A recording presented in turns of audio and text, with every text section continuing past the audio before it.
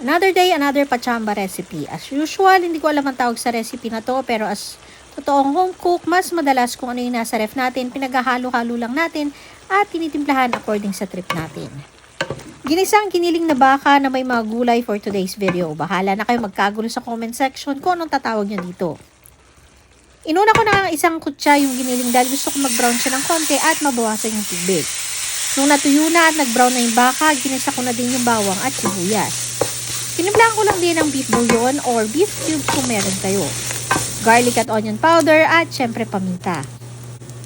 Pagkatapos nun, nilagyan ko na din yung patatas na hiniwa ko ng maliliit. Hinalo-halo ng konti bago ko nilagyan ng light soy sauce. Nilagyan ko din siya ng carrots na same din ang hiwa ng patatas. Naglagay ako ng konting tubig para lumambot yung mga gulay, tsaka ako nilagyan ng oyster sauce. Mekos-mekos ulit bago ko tinakpan at hinayaang kumulo.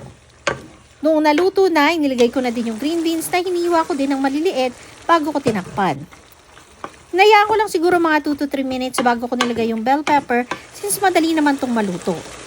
In-adjust ko na din yung lasa according sa trip ko bago ko nilagyan ng Italian seasoning. Pwede na iskipan tong seasoning na to pero dahil meron kami sa pantry, sinubukan ko na din para maiba lang ang lasa. Suwak naman yung sarap niya kaya kanin na lang ang kulang. Gusto ko pa sana dagdagan ng sabaw kaso tom goods na ako kaya carry na yan. Yun lang for today's ulam. Thank you for watching.